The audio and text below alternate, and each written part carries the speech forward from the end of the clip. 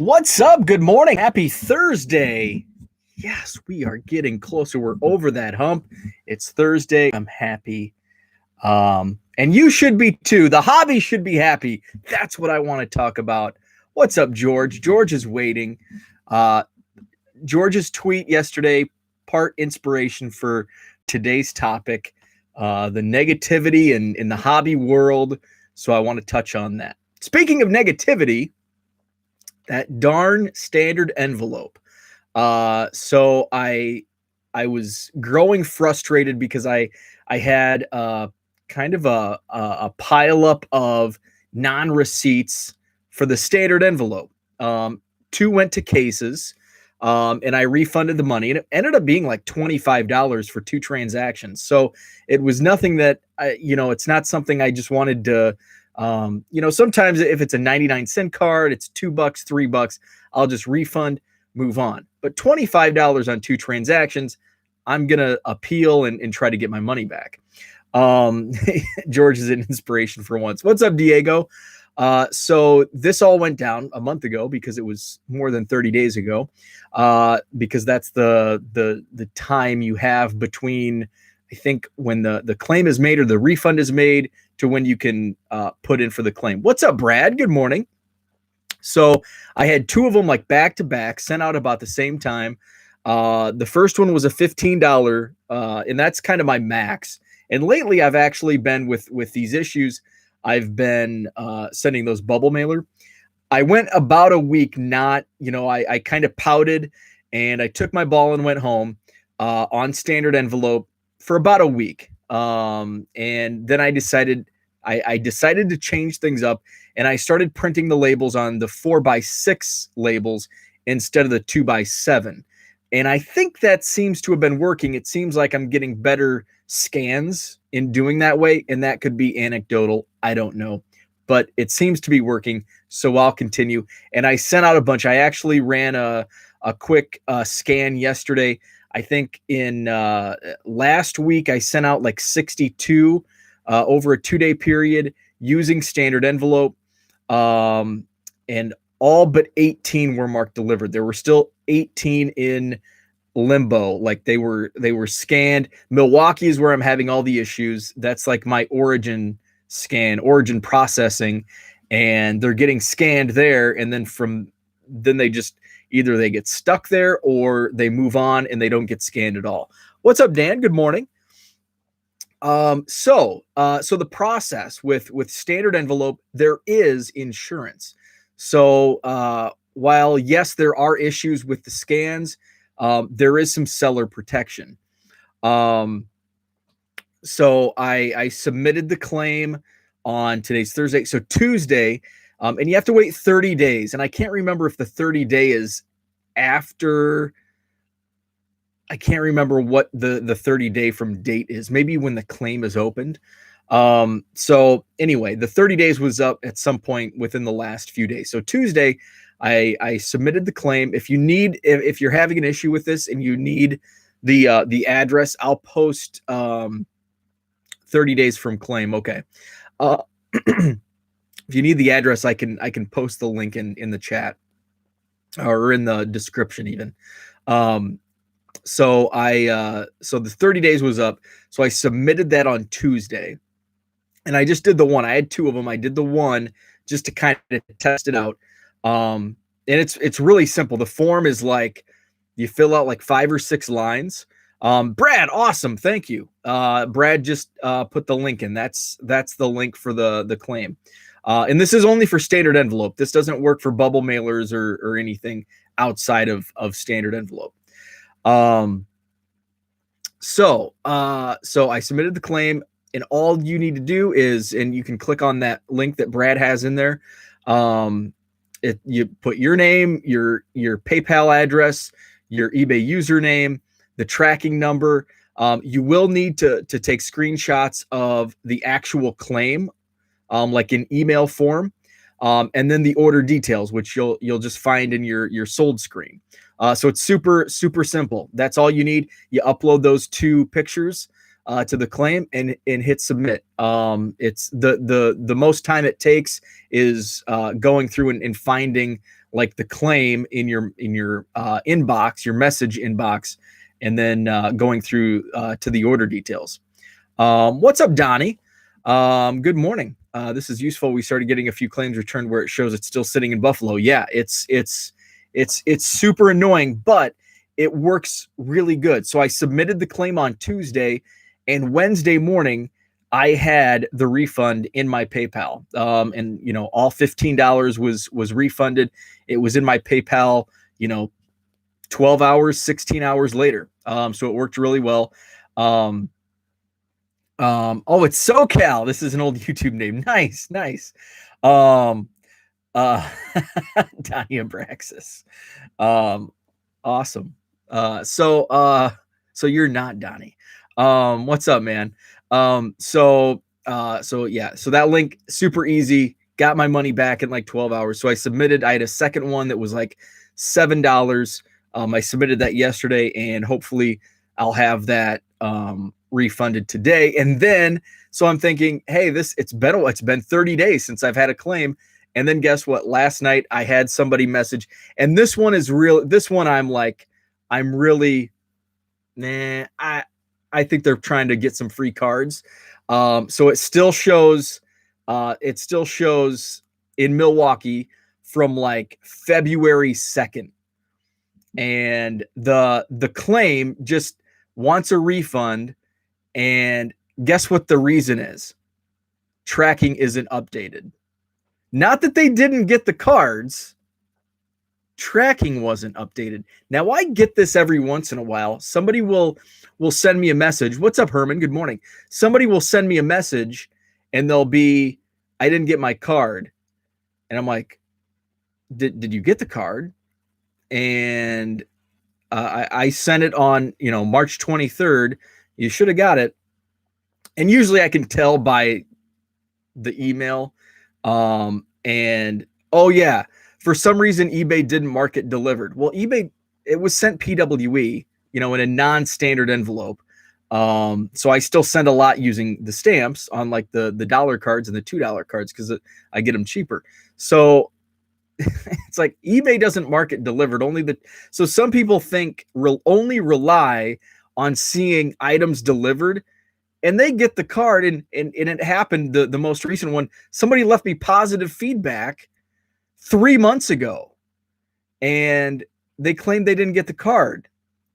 And so I reached out and I said, well, you left me, it was sent on, you know, January 15th. You left me positive feedback. Oh, let me check. Oh yeah, for some reason eBay didn't mark it delivered. Well, so you have to watch out. You have to just be cognizant. So I don't just immediately go to refund. I kind of try to dig a little deeper. So usually if it's innocent, like in those cases where it's just like they really don't know how the eBay system works, you give it a pass and they're like, oh yeah, I did get the card, never mind. But sometimes they're trying to get free cards or get their money back. So just some things to watch out for. So the parcel insurance plan, the PIP, it works well. So it is an annoying extra step you have to take. And I think buyers that see that tracking isn't updated are taking advantage of that.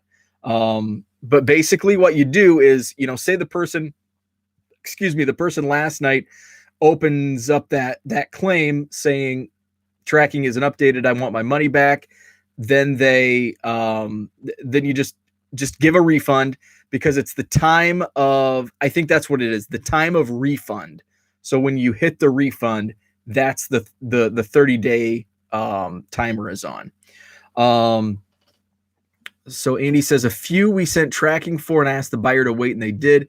We actually had one person return a refund because it came a week later. That's awesome. I had that happen. The person actually sent the cards back.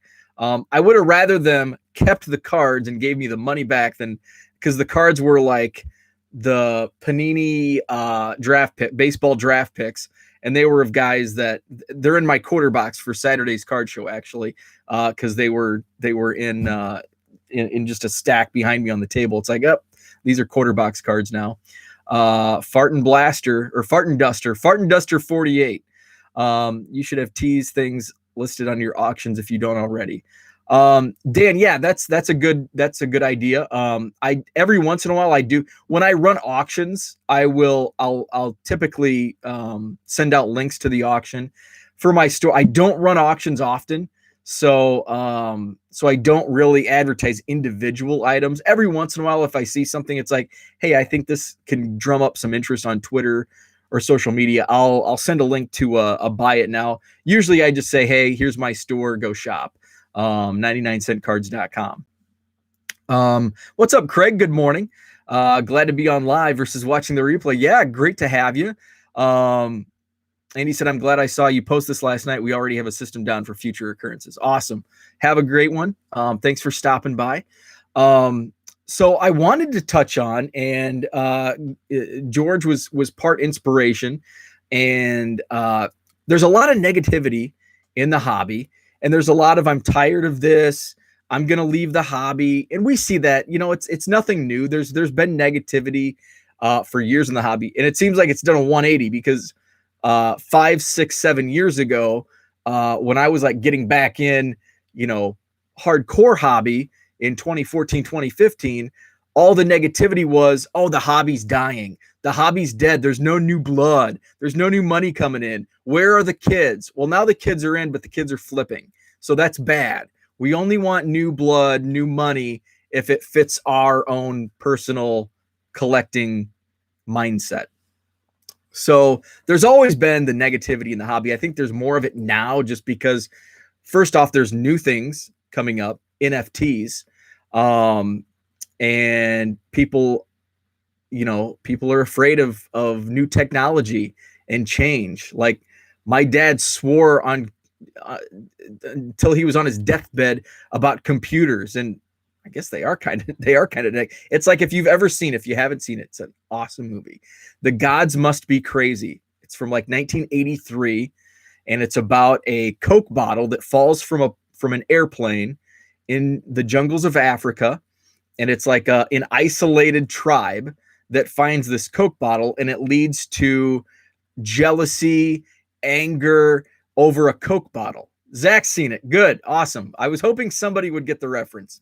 So that's what the internet has become. The internet has become, George, of all the people in the chat, I figured George would be the first.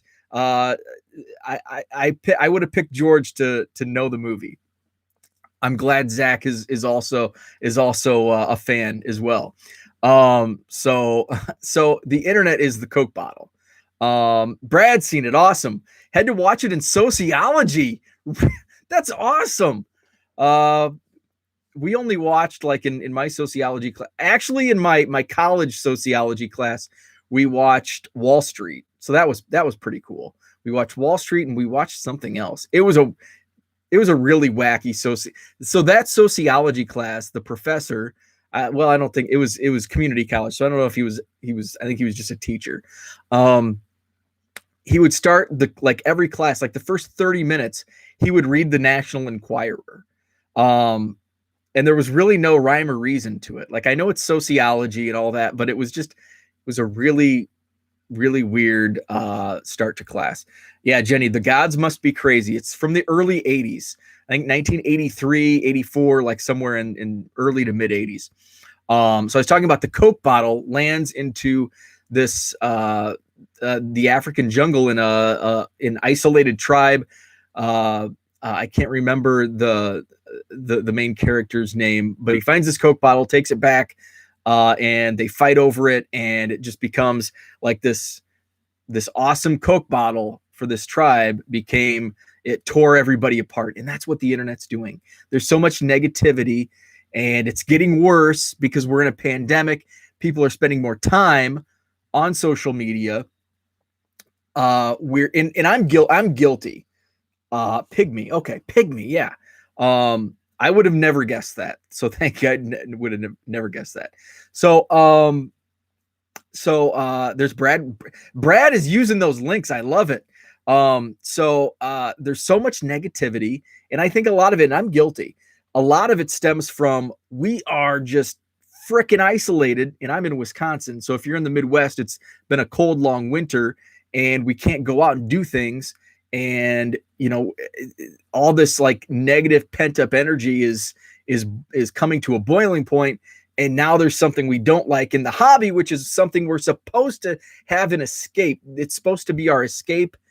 And all of this negative energy around us, it's all coming to a boiling point. There's a lot of negativity. I'm not an outdoor. I hate the cold. Wisconsin, upper Midwest is like the wrong place for me. Like, I should move. My wife and I should move down to my mother-in-law's house in South Florida, because I love heat and humidity, and I don't get enough up here.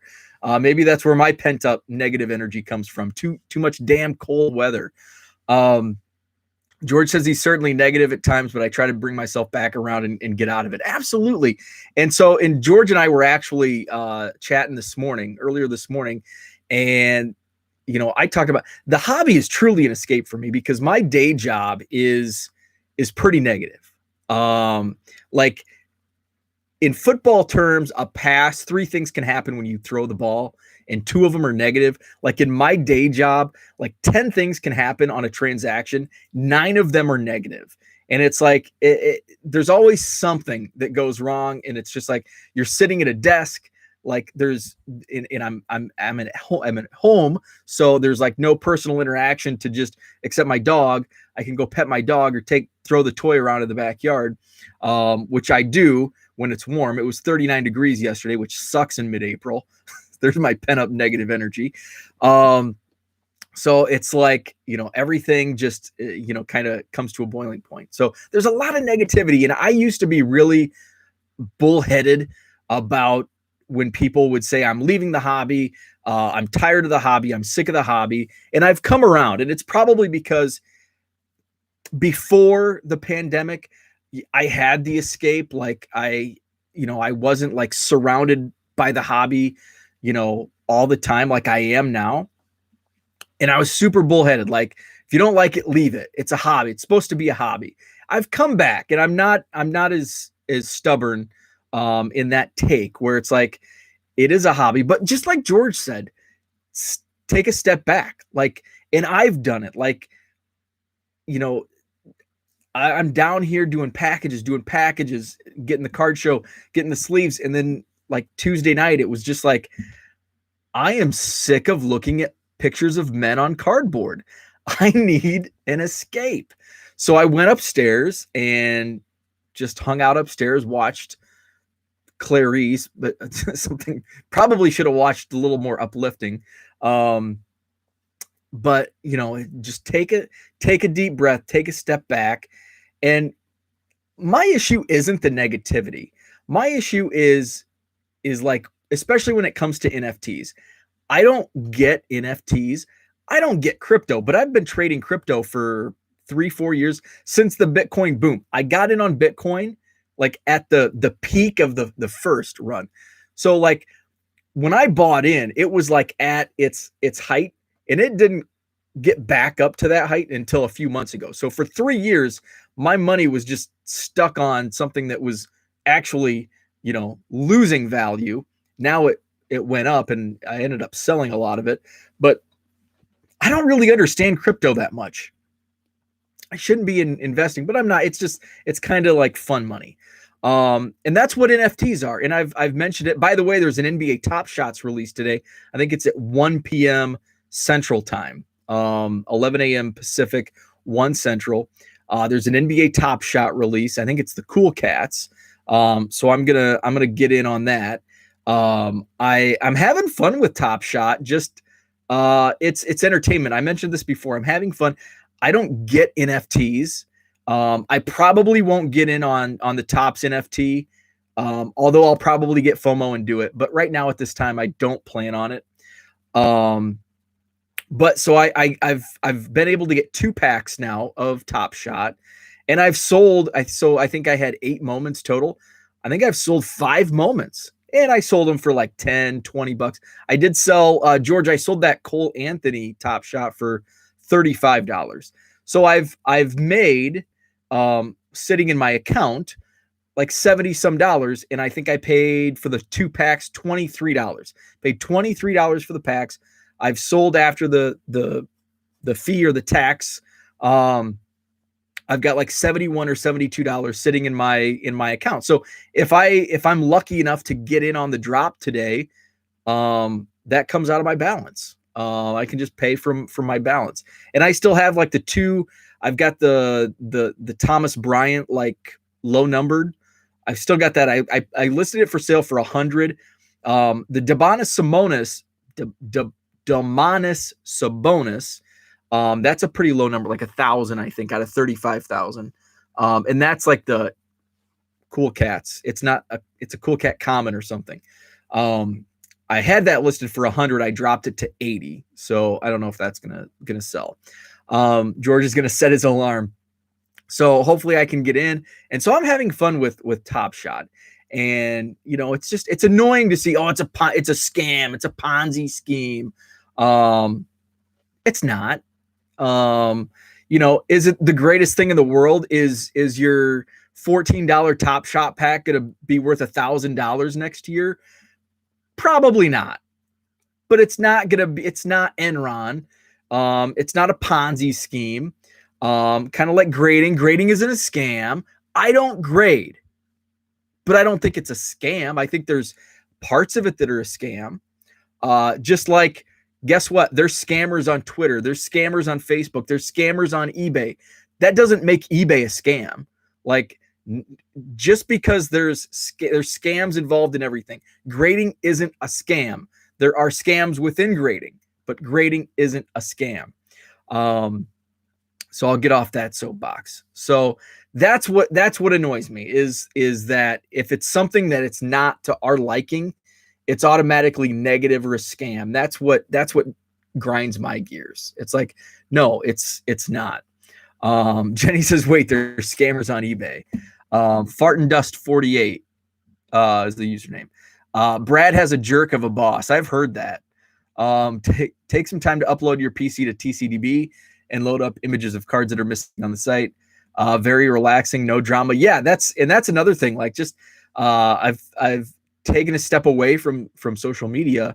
Not really, but like, I'm not all consumed by it. Like, sometimes I can just get on there, and sometimes I get sucked in. Sometimes we all have that trigger point, and every once in a while I get sucked in to the negativity and offer my opinion. And there are definitely things that annoy me, and I'm definitely negative on some things. So I'm not up here on my high horse saying everyone's negative, and I'm not. I'm totally negative. Like, Project Yankees is annoying. I want some Cubs. I don't want Yankees level Cubs. I don't want 2 Cubs a day and break my bank, but I'd like another one pop up here and there. But the John Kruk by Distorted yesterday was super awesome. That was a cool card, and she followed me, so I was stoked about that on Twitter. So Jenny, what's been a lot of fun the last few days. So I've been stocking my quarter boxes for the show. I've got some like random boxes that I looked through the last few days. I found a Manny Pacquiao Allen and Ginter card, which I just sold one a couple weeks ago for $65. So I found another one just in a random box. I found a Tony Hawk Ginter, which it sells for a few bucks. So I found some like really cool cards that put on eBay. And then I found some like serial numbered cards from like the 90s that they're going in the quarter box. In fact, last night I was looking Carlos Rodon. Oh, first off, I got to give props to Carlos Rodon. Awesome. And I became a huge fan after his post-game interview. That was so cool. Like, in the moment, down to earth, Carlos Rodon seems like an awesome dude. So that was cool. The White Sox are way more entertaining than the Cubs. So I came down, and I had my previous show that I set up last year. I had my quarter boxes set up into teams, and I just don't have the time to do that this time around. So they're just going to be random. But I had like one of the boxes where they were in alphabetical order by teams. I knew there were White Sox. I'm like, well, I wonder if I have any Carlos Rodon rookie cards in here. And for some reason I didn't, which was strange. A ton of Michael Kopech, but not many Carlos Rodon. Not any, actually. So I was looking through those, and I'm picking out piles, and it's like, whoa, why did I put this in here? So there's a ton of cards. Madison Sheraton this Saturday, 9 to 4, for the Madison Card Show. There are a ton of cards in my quarter box that I wanted to pull out like last night. Like I just put those in like Monday, and Wednesday night I'm like going through like, oh, I could put this on eBay for $3 or $4. Oh, this one too. So there's going to be some good stuff in there. I might do like a quick video of just kind of like flipping through what's in my quarter boxes, and post that on our show page on Facebook, and then I'll put it on Twitter as well. So yeah, that was fun. And just like going through these boxes that I haven't looked through in years, and finding some hidden gems like that. It's great therapy. George says, I don't understand all of it, but I'm having fun with it. Absolutely. Diego, I'm negative about everything.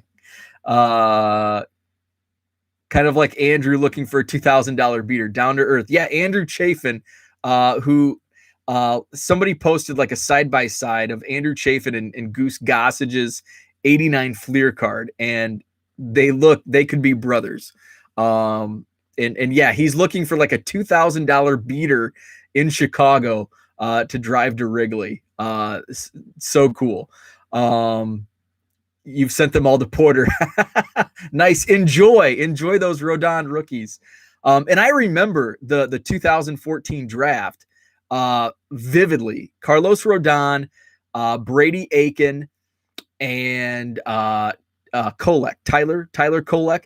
They were all pitchers, and they were like the top 3 prospects in the 14 draft. It was like a lock. And usually in baseball, it's up in the air, but these 3 guys were locks to go 1, 2, 3. It just, nobody knew what order they would go in. White Sox got lucky at number 3. Cubs, and I was like, I wanted any of those. Like, oh man, if one of those guys can fall to the Cubs at number 4, and hey, the Cubs did well. They picked some random dude from Indiana named Kyle Schwarber, who ended up having a pretty good Cubs career, at number 4. And only of the top 4 picks, only Schwarber and Rodon made it to the show, and they've, well, no hitter, and Schwarber with some good postseason performances in 2015 and 16. So those picks at 3 and 4 were good. So I'm glad that things worked out. Yeah, Brady Aiken went number 1, and I don't think he signed, because I think that was the Astros, and it was like the Astros are a laughing stock. They draft a number 1 overall pick and can't sign him, and then something else happened. What else happened? They drafted Mark Appel. They had 3 straight number 1 picks, and Mark Appel never made it, although I hear he's trying to make a comeback. And then they don't sign Brady Aiken, but that pick turns into Alex Bregman. And then they go on to win the World Series and made Sports Illustrated look like geniuses with that prediction. So that was good times. George had some of his first Bowman Chromes, but I probably gave them away. Same here. Like, I had a bunch of, I was buying like flat rate boxes at that time of 2014 Bowman. And I just had a ton of stuff. And in fact, I still have like a pile like this, and I was going to go look through it, of 2014 Chrome refractors.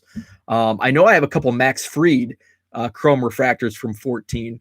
I don't think it's his first draft. It might be. I can't remember. But I'll have to go through there. I probably pulled all the White Sox and sent those to Zach and Porter. But I'll double check. David, what's up? Good morning. I think Aaron Nola was up there in the top 10. Yes, he was. They showed a graphic on MLB Network last night. Nola was, I think, 8 overall. It was a pretty good, like, for the number 1 and number 2 overall picks to not reach the show. The top 10 was pretty good. And Trey Turner, they mentioned, I think he was number 13. So it was a decent draft. I think Matt Chapman was in that draft. He was because I saw his debut in low A against Kyle Schwarber in the Cubs affiliate. I can't remember if it must have been Kane County at that time. Yeah, 14. It would have been Kane County. I remember when Appel and Correa were both number 1 overall in the Bandits. Yes, I saw that. I watched a couple of the River Bandits games. I was down in Macomb at the time, so I'd go to the Burlington Bees games a lot. So I actually got a couple autographs from Correa, and I got a Mark Appel autograph as well. And Lance McCullers was on that team. Rio Ruiz, who I think ended up going to Atlanta. They had some studs on the River Bandits back then. Bought some packs a few years ago for like $3 a pack is where I got them. Oh, very cool. You could find that 2014 draft boxes were everywhere. And like they were on blowout sales for like $50-$60. I think maybe even 40 on a Black Friday. And I never bought it. It's like, it's kind of a crappy product. And it's like, wish I could go back in time for a lot of things. I wish I could go back and buy some of these hobby boxes. Which, by the way, I've been selling. So speaking of Black Friday, and I've got these next to me, I bought these on Black Friday, I think for $20 each. I bought a case of them, 16 blasters. And I said at the time, I'm like, I think these have the potential to go up to $50 next summer.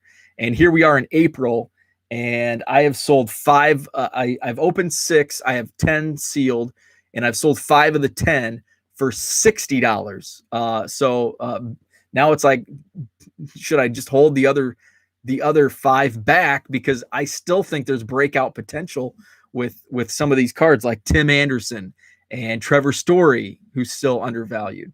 I am not taking them to the show. No, I'm not. I'm not a big fan of my strategy for shows are bargain boxes, dollar boxes, quarter boxes.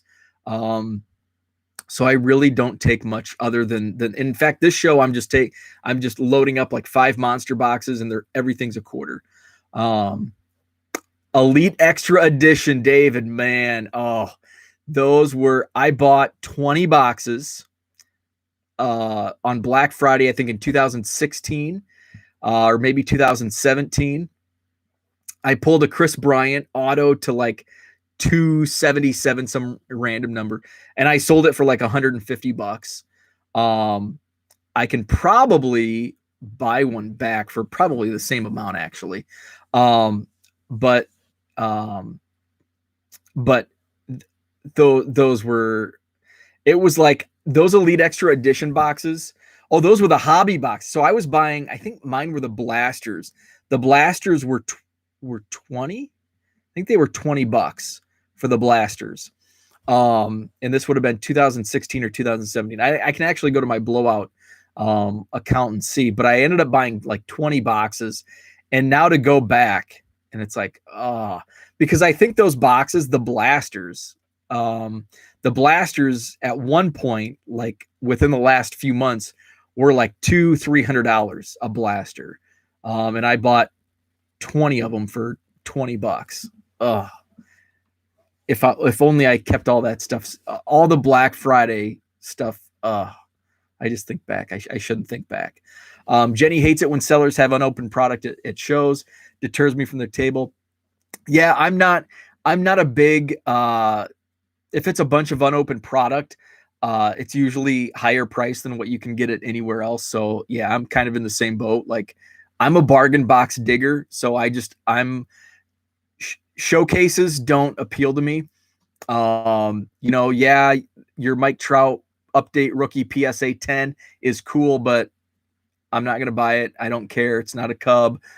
Show me the 25-cent box. I want to dig through your dime boxes. Tim Anderson went to George's old community college. Oh, nice. Maybe it's just me, but it looks like a non-collector but investor when I see unopened, which tells me their singles are not worth looking at. They probably want eBay prices. Yeah. Random question, but how many slabs are in your collection? That was an awesome Rotorua you got. So, Jeremy, I'm not a big slab collector, and I talked a little bit about it yesterday. I'll buy like random slabs. So I bought the Rotorua because I'm a big Cole Rotorua fan. I bought a Joe Carter 84 Donruss rated rookie autograph, like in person, that's slabbed and authenticated. Any pre-war I buy, I buy slab now.